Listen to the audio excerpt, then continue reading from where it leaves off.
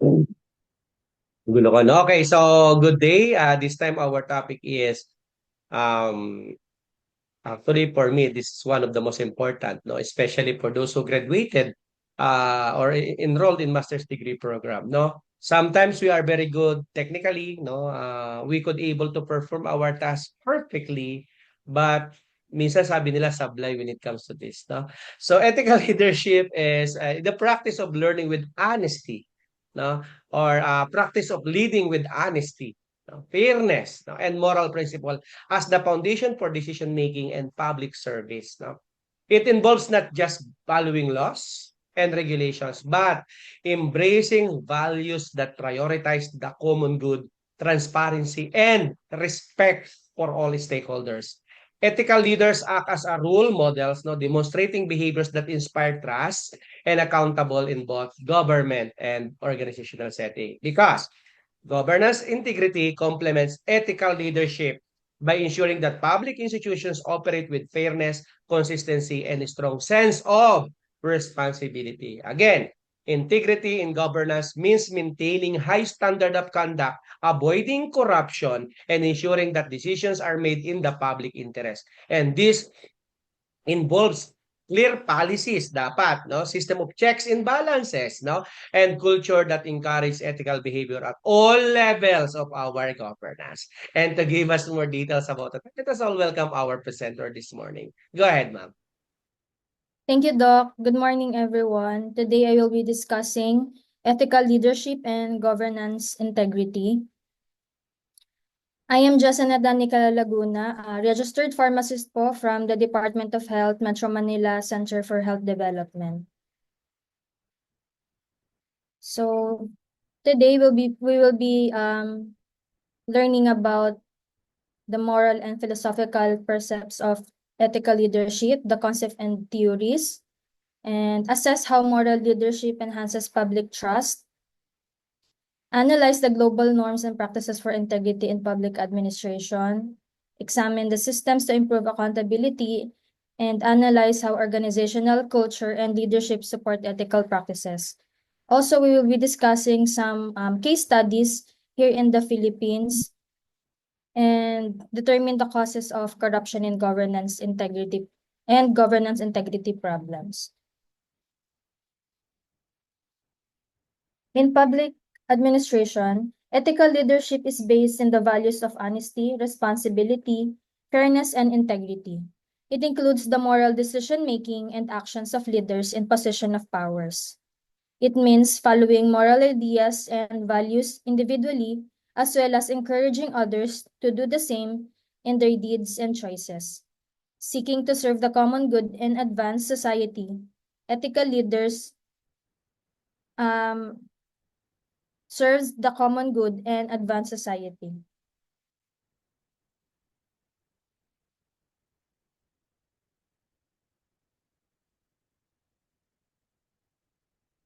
Governance integrity is the application of moral standards and rules in public affairs. It ensures impartiality, fairness, and honesty in public service.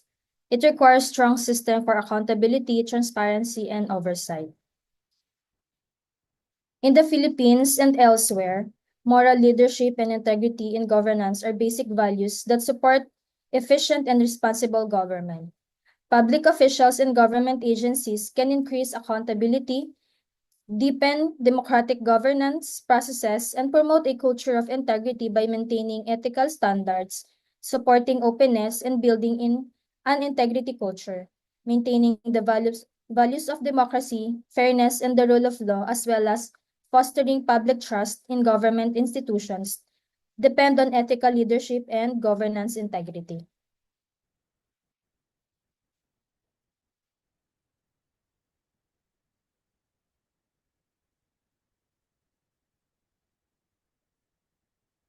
So here are the theoretical foundations of ethical leadership and public administration.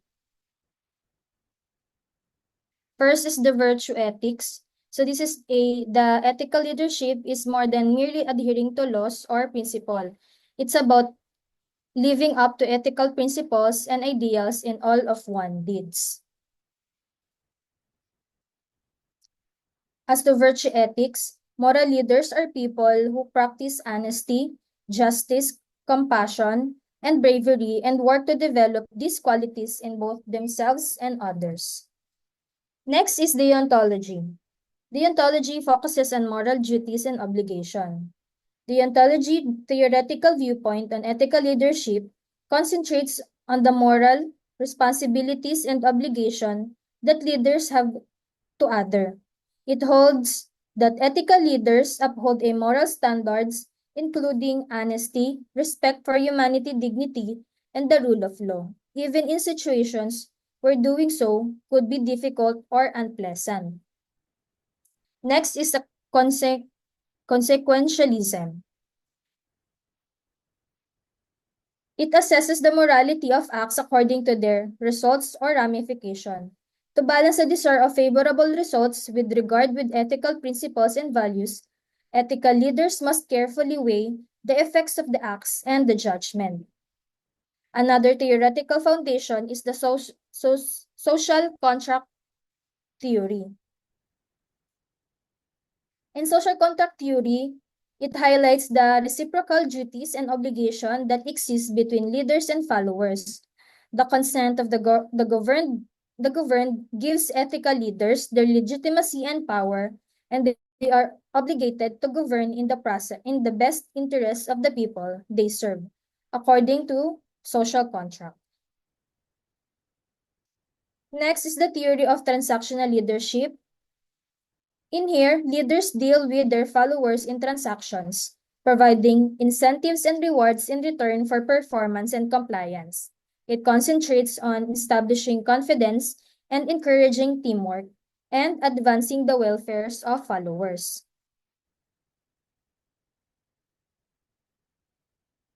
Another theory is the transformational leadership theory. So in this theory, it highlights the ability of leaders to inspire vision, empower others, and promote innovation.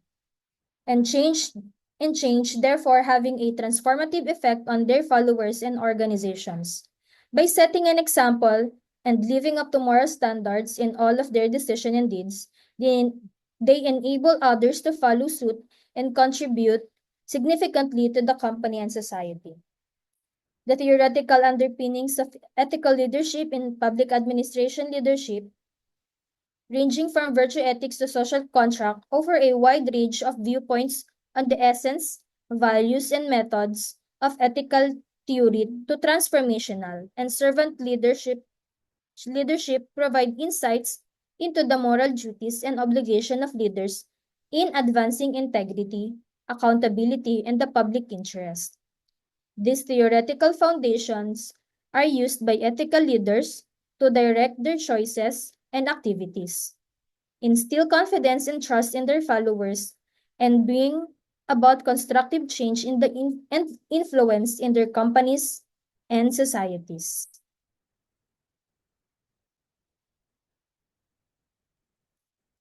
So let's now move on to the strategies for promoting integrity.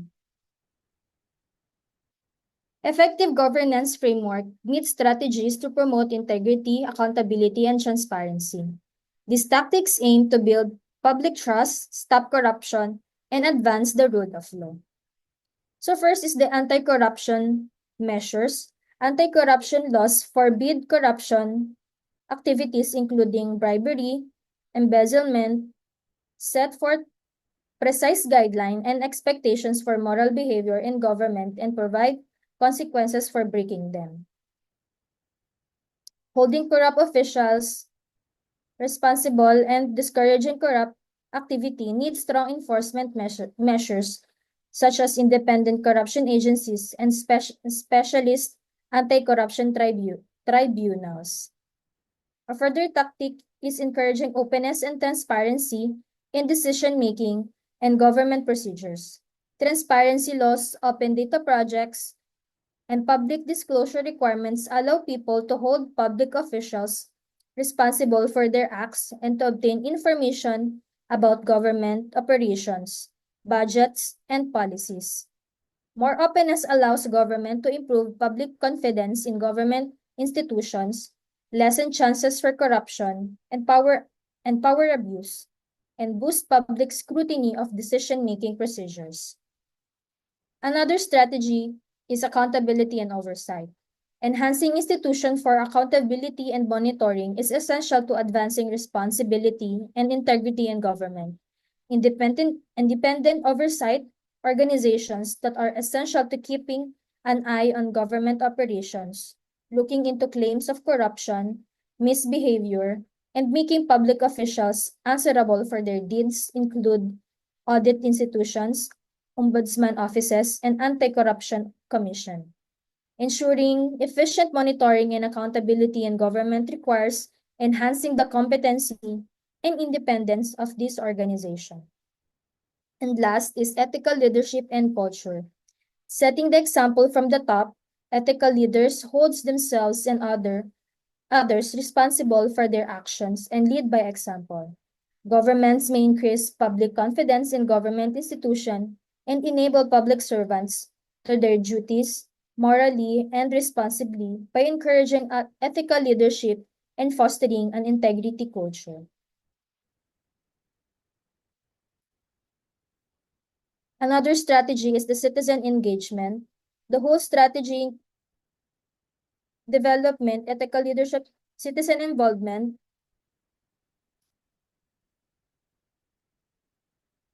technological innovation, and international cooperation is needed to promote integrity, accountability, and transparency in governance. So another strategy in promoting integrity is in public procurement. So in public procurement, we have the the PhilJEPs in wherein the supplier can post their commodities and the government will follow the procurement system by using the PhilJEPs. Another one is public service delivery and international cooperations. Governments can avoid corruption and foster the rule of law and democratic government and increase public trust in government institutions by putting into practice measures to support integrity and accountability.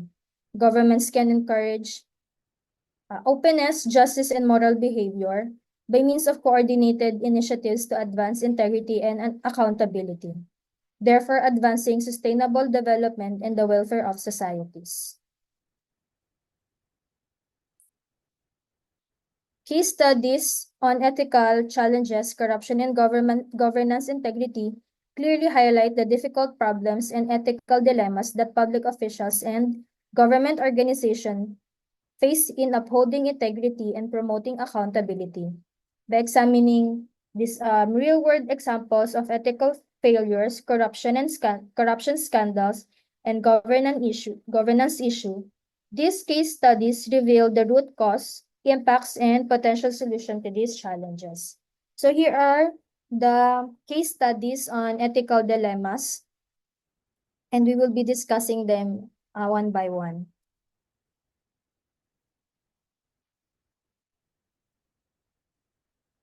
So first is the PDAF scam. So this incident exposed the extent of systematic corruption within the government and demonstrated how public officials abuse their authority and influence for personal gain. It underscored the urgent need for greater accountability and transparency in the government spending, along with implementation of stronger corruption. So if maaalala natin noon, sumikat yung PDAF scam, sumikat si Janet Lim Napoles na tinawag natin before na pork barrel queen. Isa siya sa pinakang naging tulay ng mga politicians na magamit yung PDAF or yung pera sa mga iba't ibang hindi naman project talaga ng government. So Janet Lim Napoles, the case was initiated by AMLAC or the Anti-Money Laundering Council with the Department of Justice, resulted in sentence of 7 to 14 years imprisonment for Janet Lim Napoles. She was also ordered to pay a fine of 16 million pesos. So yung mga ibang tao na kasama dito na kilala is andyan si Jinggoy Estrada, andyan din si Senator Revilla, and si Senator Enrile, Juan Fonse Enrile. So for Jinggoy, na-acquit siya on plunder, pero he was found guilty of bribery in connection to the Priority Development Assistance Fund or yung PDAF scam, which funneled 10 billion pesos in ghost projects. So si Enrile din right now is still pending yung kanyang plunder and graft cases, while si Revilla naman was acquitted of plunder, but yung kanyang staff was found guilty. Next is the Maguindanao Massacre. So this is the tinatawag na world's worst single-day murder of media workers and the worst case of election-related violence in the country. So ito yung tinambangan ang isang group ng isang politician na magfa-file sana ng candidacy. So hinarang sila at minasakar sila ng isang kalaban nila sa politics. So the matter made clear how crucial it is to uphold the rule of law, safeguard free speech, and make violent and corrupt people answerable for their deeds. Next is the Laguna Lake Rehabilitation Project. So there are claims of corruption, poor administration, and environmental damage dodged the project, which was meant to restore the Laguna Lake. And in managing natural resources in case brought to light the difficulties in striking a balance between economic growth and environmental sustainability, as well as the need of open and responsible government. Another case study is the Mamasapano clash. So this is the incident wherein the SAF troopers, there were killed 44 in the firefight and lasted several hours after they were ambushed by guerrillas from the Mora Islamic Liberation Front and other private armed groups. So only one survived by swimming in a creek and hiding in bushes. So this case made clear how, in order to stop violations of human rights and preserve the rule of law, security reform initiatives must be transparent, accountable, and civilian overseen. So here in Mamasapano clash, parang nakikita dito is merong miscommunication kung sino ba dapat yung sinunod na order ng SAP-44 na sumugod doon na nasama doon sa firefight. So nagkaroon ng turuan si Presidente ba, ang PNP chief ba. So there's still so there was an issue kung sino pa dapat ang pinakinggan. Next is the PhilHealth corruption scandal. So usually itong PhilHealth corruption scandal, madalas yan makikita sa comment section sa FB pag may mga post yung mga sinasabing involved daw. So makikita doon yung kino-comment dito na nasaan ang 15 billion fund na si Risa Ontiveros daw, siya daw ang siya daw ang nakinabang doon. So as part of the government's COVID-19 response, according to PhilHealth, the state health insurer released a total of 14.97 billion to 711 healthcare institutions nationwide to ensure patients of uninterrupted access to healthcare services and PhilHealth benefits. The healthcare institutions have utilized these funds to procure needed medical supplies and personal protective equipment, and even compensation of hospital staff. So in this case, this made clear how urgently thorough reforms are needed to improve public health care service delivery. So according to PhilHealth, nagamit naman daw talaga yung 14.97 billion na pera, and meron pa nga silang pinost na parang poster online na ine-explain doon yung kung ano nga ba talaga ang nangyari sa fund. So, sabi nga, nagamit naman daw and liquidated naman, and may mga proof sila na nagamit ito sa tama at hindi siya nanakaw or na-corrupt. Another case study here is the Ozone Disco Club fire tragedy. So siguro mga bata pa tayo nung nangyari ito, and sa mga napalabas natin sa TV, napapanood na lang. The Ozone Disco tragedy, which occurred in Quezon City on March 18, 1996, claimed the lives of 162 people and injured 95 others, making it one of the worst nightclub fires in the world. The fire is considered the worst in the Philippine 20th century history. So, napapanood ko lang ito before sa mga replay or history na palabas about sa Ozone Disco. So, apparently, ang naging problem here is walang exit yung mismong disco club. Kumbaga, isa lang yung entrance and exit. And hindi talaga, according sa nag-investigate, is hindi talaga siya pasado sa requirement ng isang establishment. And merong mga nakasuhan na official sa QC dahil apparently nagbayad lang pala itong may-ari ng Ozone Disco sa ibang official sa Quezon City para ma-approve yung kanilang permit.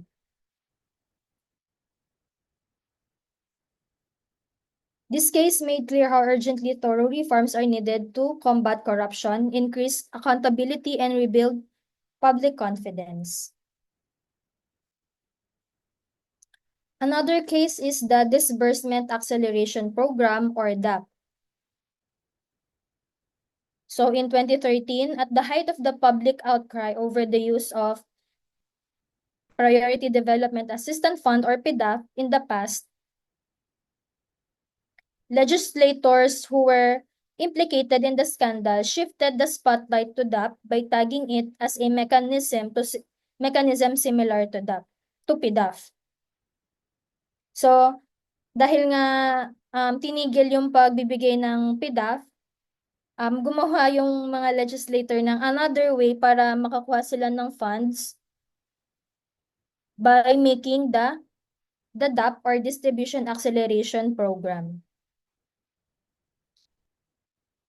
So, dahil doon, parang napunta doon yung spotlight sa DAP na kinakatakot ng mga tao na baka magaya lang din ito sa PDAF.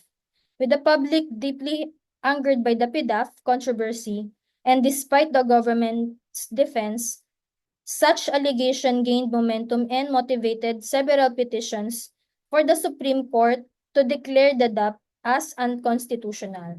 So dahil nga madami ang nagreklamo, nagsalita regarding sa DAP,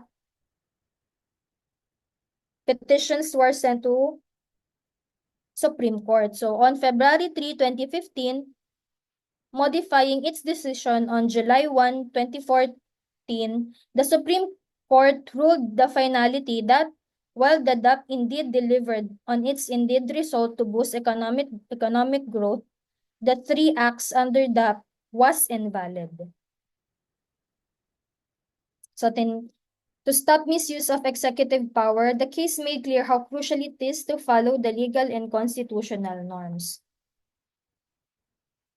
So dahil nga dun sa nangyaring PDAF, kumbaga instead na maulit-ulit, in-stop na lang yung disbursement acceleration program. Another case is the MRT maintenance contract anomaly. So apparently there are several politicians pocketed 2/3 of the payment given to the MRT former's maintenance provider. So I think during Duterte's administration, in-stop or terminate yung contract dito sa maintenance provider na ito dahil meron nga daw anomaly doon sa fund na ginamit, doon sa payment na binigay, and may mga nakinabang doon na politicians. So there are filed cases against the previous administration before si Duterte, which is the Aquino administration, and as well as kay Mar Rojas, which kung saan siya yung vice president ni Aquino noon. So may mga file cases sa kanila regarding this anomaly. And next is the Typhoon Yolanda response. So ito talaga yung isa din sa mga pinaka naging sikat na mga or napag-usapang issues dati. Dahil meron nga daw hindi nagamit na fund or may mga donations na hindi napakinabangan. While the DILG reported that 85% of the recovery assistance for Yolanda funds had been liquidated, a significant portion remained unliquidated, with some being used for operational expenses or kept in bank. So bukod sa monetary na hindi nagamit, there are also some donations na nasira lang, spoilage, yung mga dinonate na food, na goods. So instead na naipamigay habang maayos pa sila or pwede pa silang gamitin is pinamigay sila nung nasira na or totally hindi na nga naipamigay dahil sa spoilage. So this is during then kay Aquino administration, ang daming issues like with the Romualdez, which is sila yung isa sa mga leader nung lugar na naapektuhan ng Yolanda. So this case made clear how crucial good governance, openness, and accountability are to disaster response and recovery activities. Another case here is the Boracay closure controversy. So kung maaalala nyo before, during the Duterte administration, napagdesisyonan niyan to temporarily shut down the Boracay, the popular tourist destination, which is Boracay, in 2018 due to reported environmental damage. So noon nabalita dito yung nakuha pa sa video na merong sewage system na diretsyo sa dagat. So merong tubo na connected sa isang establishment. And then makikita doon na dumediretso sa dagat mismo yung mga waste nila. So this decision was met with significant opposition as it significantly impacted the livelihood of residents and businesses that heavily relied on the tourism. So syempre dahil dun sa closure, hindi lang naman tourist yung hindi na ang naapektuhan dyan, hindi lang yung mga tourist na meron ng reservations ang naapektuhan. Pero most importantly, yung mga maliliit na tao na umaasa lang umaasa sila doon sa kabuhayan nila na nanggagaling din sa mga turista. So yung mga nagtitinda ng mga souvenirs, syempre yung mga hotel ng staff, naapektuhan din sila. This case made clear how crucial good government, responsible tourism, and sustainable development are. And the last case in this report is the West Philippine Sea dispute. So the West Philippine Sea dispute is a territorial conflict primarily involving the Philippines and China. Pero may ibang mga Southeast Asian countries din na affected dito, which is andyan din ang Vietnam, Malaysia, Brunei, and Taiwan. over parts of the South China Sea, specifically areas within the Philippines EEZ or Exclusive Economic Zone. So alam naman natin up until now wala pa ring hindi pa rin siya nasosolve dahil talagang pinapanindigan ng China na yung West Philippine Sea ay sa kanila. So the disputed areas are the Spratly Islands, the Scarborough Shoal, and other maritime zones. So the Philippine refers to the part of the South China Sea within the EEZ as the West Philippine Sea. So kiniklaim ng China na noong unang panahon pa, na-claim na daw nila yung part na yon ng West Philippine Sea. So meron silang tinatawag na nine-dash line which China claims about 90% of the South China Sea, which overlaps the EEZ of several Southeast Asian countries. So during 2016, the Permanent Court of Arbitration in The Hague ruled in favor of the Philippines. So no legal basis yung kiniklaim ng China na nine-dash line. And China violated the sovereign rights of the Philippines by interfering the fishing and petroleum exploration and by constructing artificial islands. So, ang daming beses na rin nabalita yung mga mangingisda natin, binobomba sila ng tubig ng mga Chinese vehicles or Chinese na mga sasakyan or barko. And hindi rin makapag-explore yung mga scientists natin dito sa Philippines dun sa part na possible na mayroong petroleum source. And another na nabalita rin is nagtatayo na ang China ng kanilang mga artificial islands. So syempre the Chinese or the China hindi nila in-acknowledge yung ruling ng The Hague and continues in its activities in the area.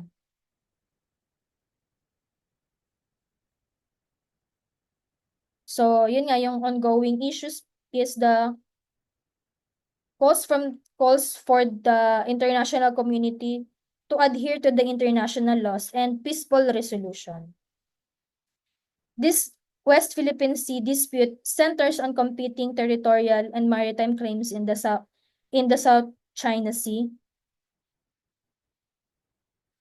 And China's rejection of the ruling and continued assertiveness in the region causes more problems. So tumatahimik lang minsan dahil walang nababalita sa media. But still, China is pinipilit pa rin nila yung kanilang sinasabing rights on the South China Sea or West Philippine Sea naman sa atin. So in conclusion po, ethical leadership and governance integrity are the cornerstone of effective, accountable, and transparent public service. Leaders who uphold strong moral principles, foster trust, promote fairness, and set the tone for ethical behavior across institutions. When governance is rooted in integrity, it strengthens democratic values, enhances public confidence, and ensures the policies and resources serve to the common good.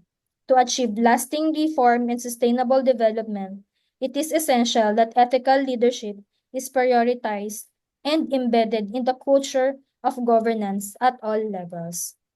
That's all for my report. Thank you po. Okay, thank you so much. In practice, no, ethical leadership and governance integrity are inseparable, no? When public officials lead ethically, they create an environment where policies are implemented fairly, resources are managed responsibly, and citizens feel valued and protected. Conversely, no, the absence of integrity leads to corruption, no, mistrust, and inefficient delivery of public services. Leaders who uphold ethical standards often prioritize long-term societal benefits over short-term political gains. No? So the Philippine context provides both challenges, no, an example of ethical governance, while issue of nepotism, no, corruptions, no, and lack of accountability persist in some areas, there are also strong example of ethical leadership in local government units, so civil society and the judiciary. No, programs like the Seal of Good Local Governance aim to institutionalize integrity and ethical performance among LGUs. No, and reforms in public procurement, no, financial transparency, and citizen participation are steps, no, in the right direction. For student and professional, no, in public administration, learning and practicing ethical leadership is essential. No? It goes beyond compliance and taps into the core values of servant leadership, where the welfare of the people is the highest priority. So through fostering integrity in governance, no, leaders not only earn the trust of the public, but also lay the groundwork for inclusive, resilient, and effective institutions. Okay? So thank you so much, presenter.